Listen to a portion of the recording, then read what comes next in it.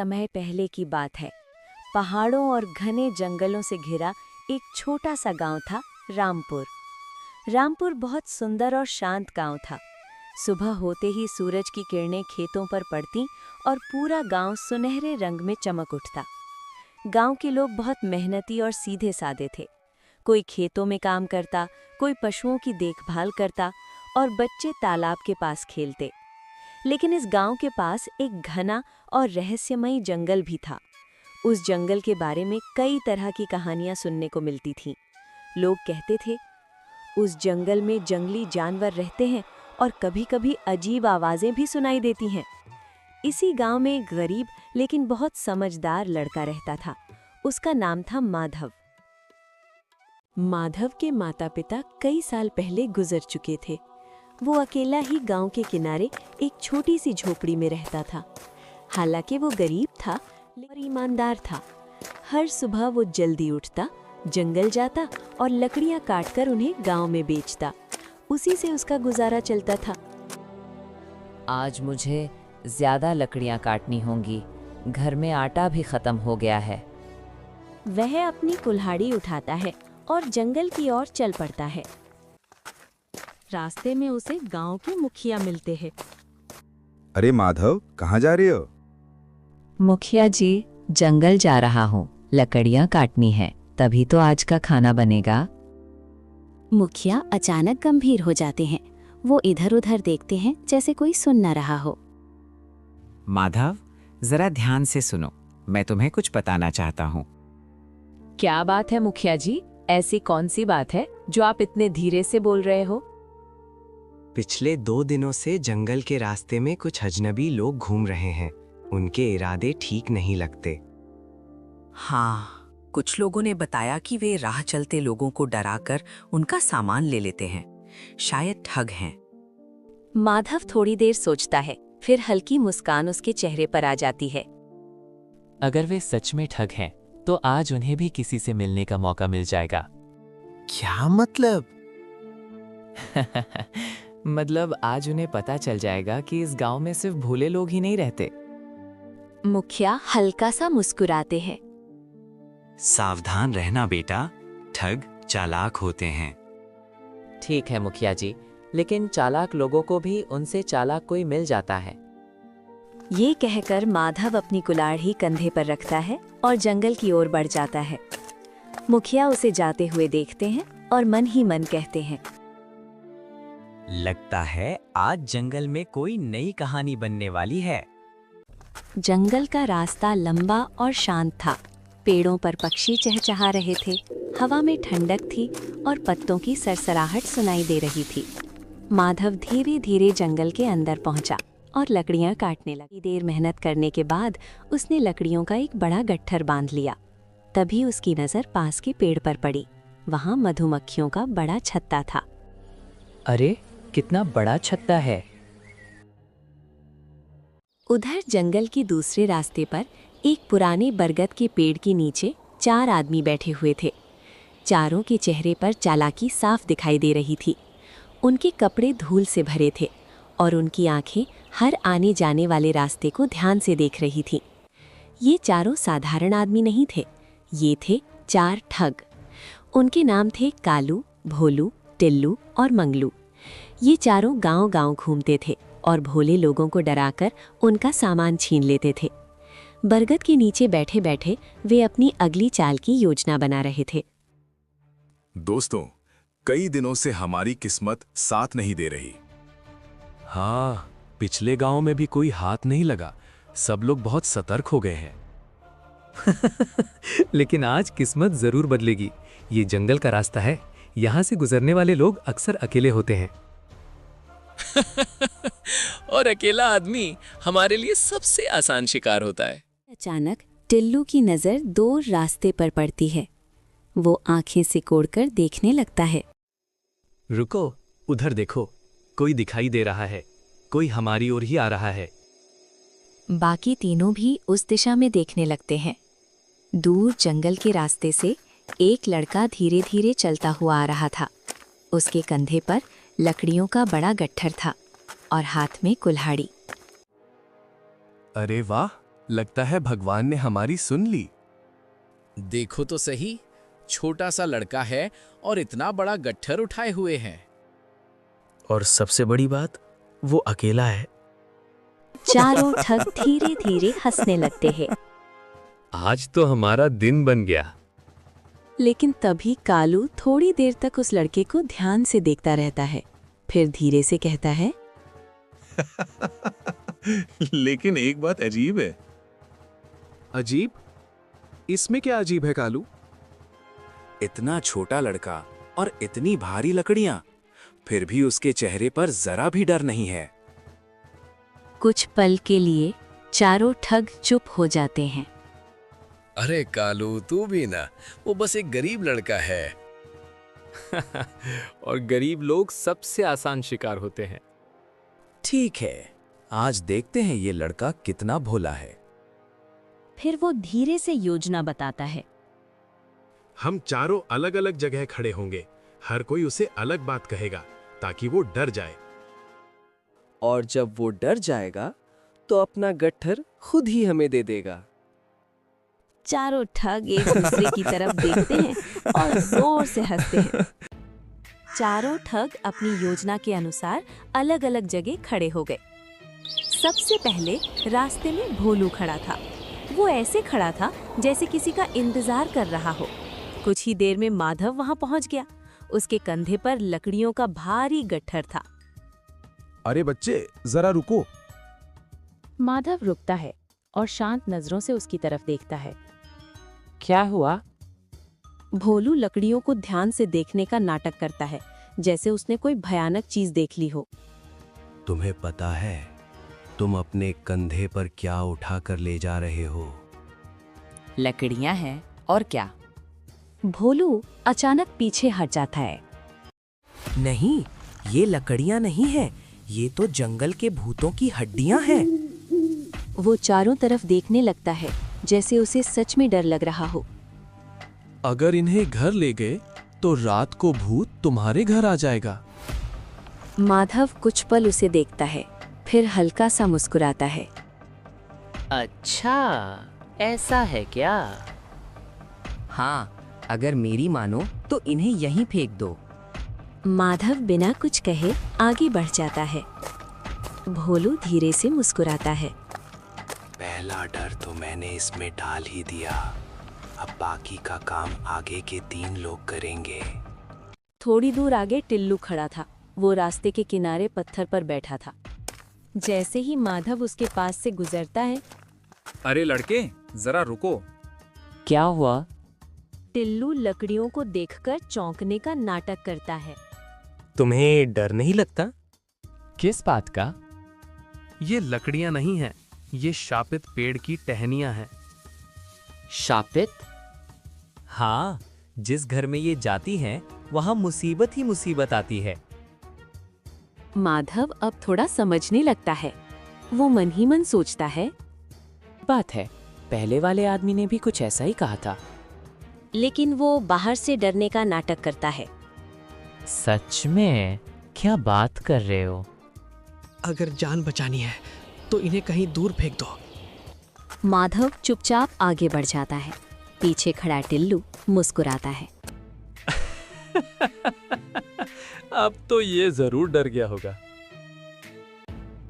थोड़ी दूर आगे रास्ते के मोड़ पर मंगलू खड़ा था। जैसे ही माधव वहां पहुंचा, अरे बेटा, जरा रुको। अब क्या हुआ? मंगलू लकड़ियों को देखता है और अचानक घबरा जाता है। भगवान! क्या हुआ? तुम ये लकड़ियां कहाँ ले जा रहे हो? गांव जा रहा हूँ। और कहा? मंगलू घबराकर पीछे हट जाता है। अगर ये लकड़ियां तुम गांव ले गए तो तुम्हारे घर में भूत आ जाएगा। अब माधव को पूरी बात समझ आ जाती है। लगता है ये तीनों आपस में मिले हुए हैं और मुझे बेवकूफ बनाने की कोशिश कर रहे हैं। अब मैं क्या करूं? अगर मेरी मानो तो इन्हें यहीं छोड़ दो। माधव धीरे धीरे आगे बढ़ जाता है। अब रास्ते के आखिर में कालू खड़ा था। वो चारों में सबसे चालाक था। जैसे ही माधव उसके पास पहुंचता है, रुको बेटा, मैंने सब सुन लिया है। क्या सुना आपने? ये लकड़ियां बहुत खतरनाक हैं। तो मैं क्या करूं? कालू थोड़ा सोचने का नाटक करता है। अगर तुम चाहो तो मैं तुम्हारी मदद कर सकता हूँ। कैसे? मैं ये लकड़ियां ले जाता हूँ ताकि तुम्हें कोई नुकसान ना हो।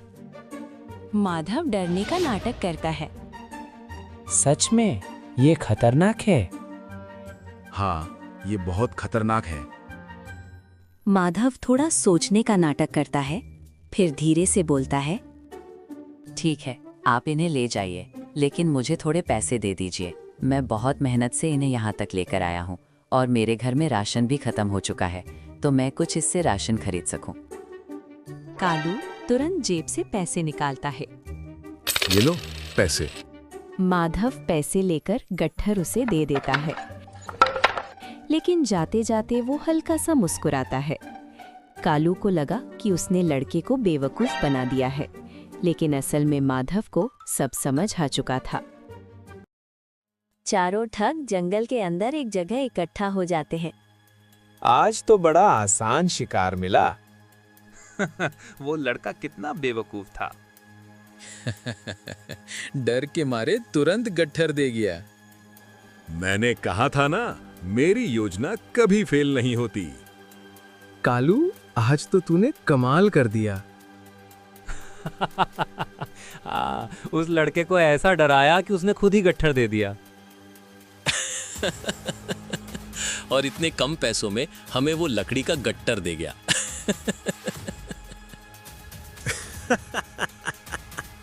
अरे ये तो मेरी पुरानी चाल है। भोले लोगों को डराओ और उनका सामान ले लो। चलो अब देखते हैं इसमें कैसी लकड़ियां हैं। टिल्लू रस्सी खोलता है। जैसे ही गट्ठर खुलता है, धड़ाम!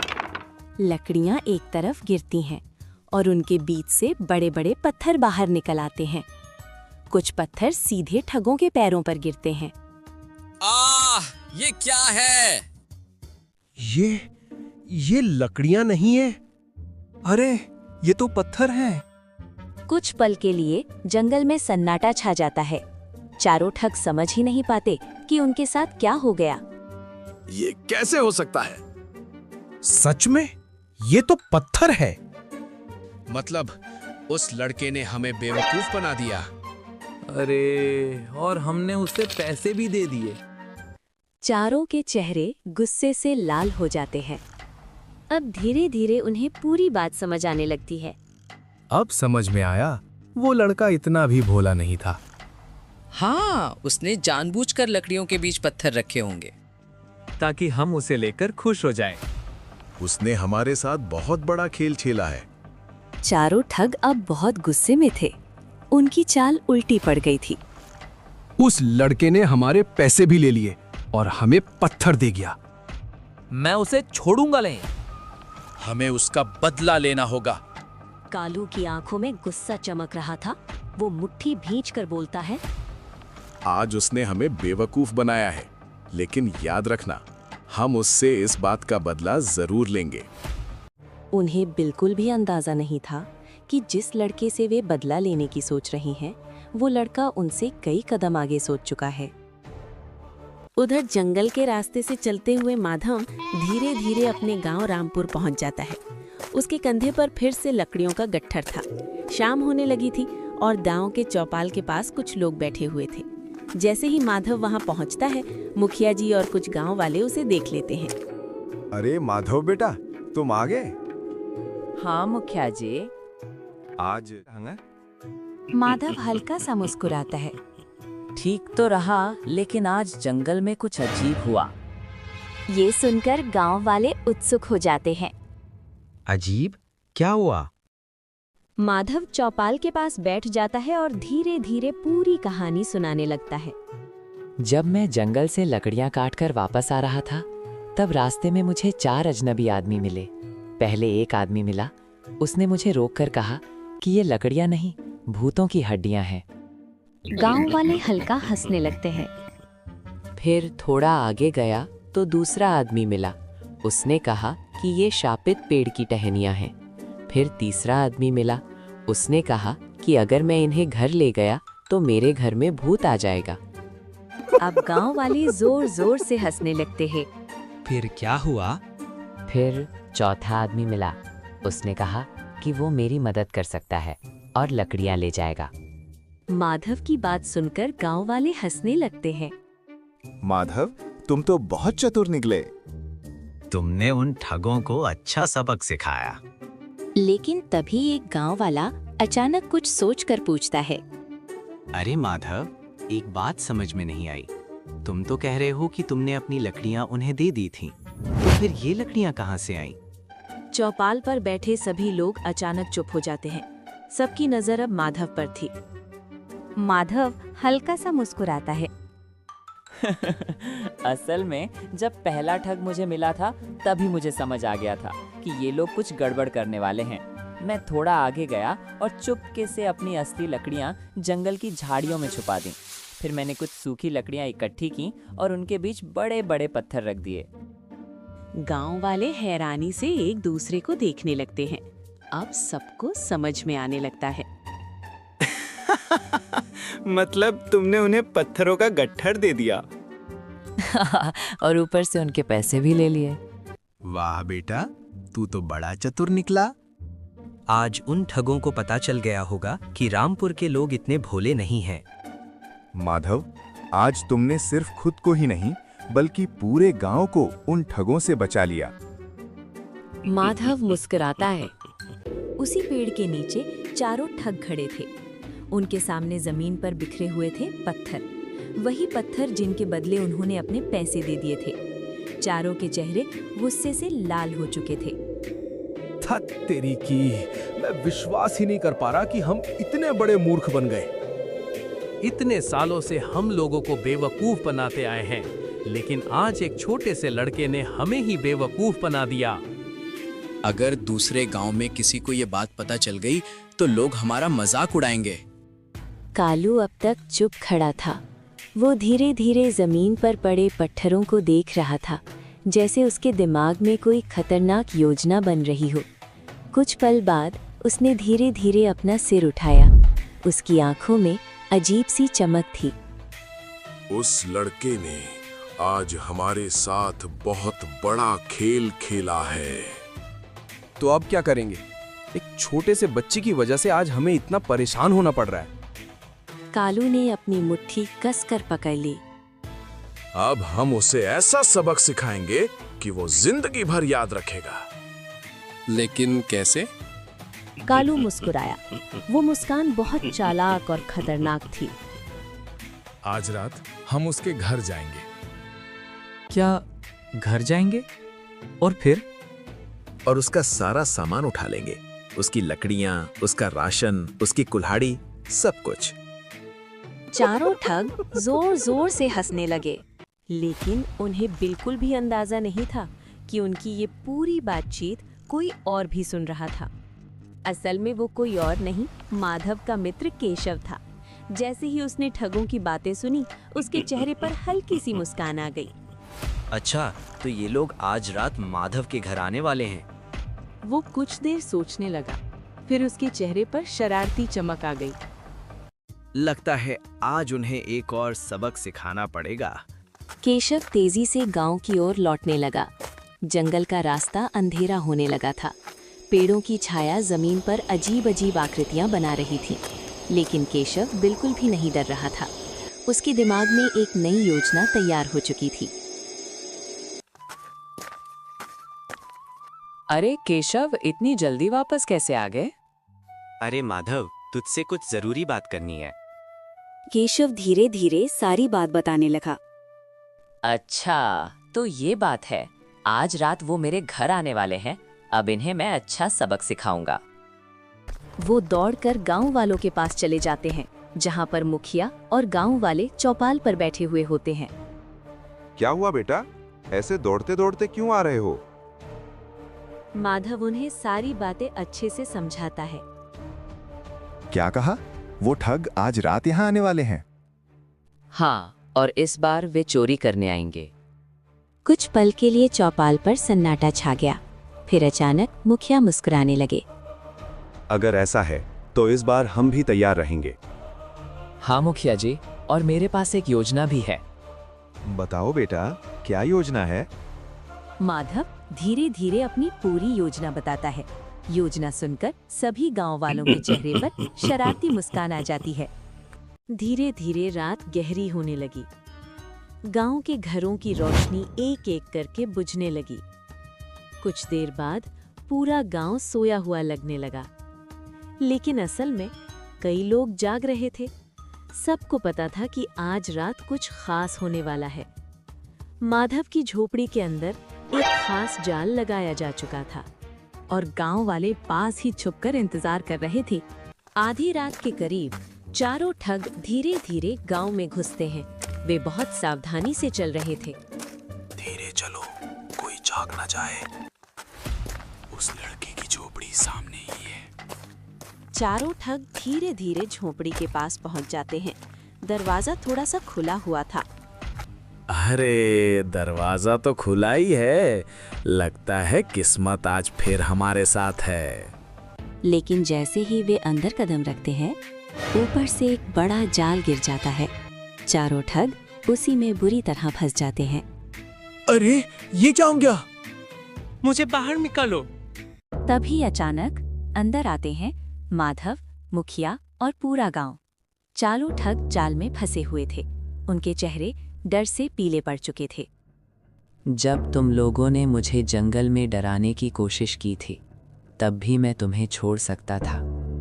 लेकिन जब तुम मेरे गांव को नुकसान पहुंचाने आए, तब मुझे तुम्हें रोकना ही पड़ा। चारों ठग सिर झुका लेते हैं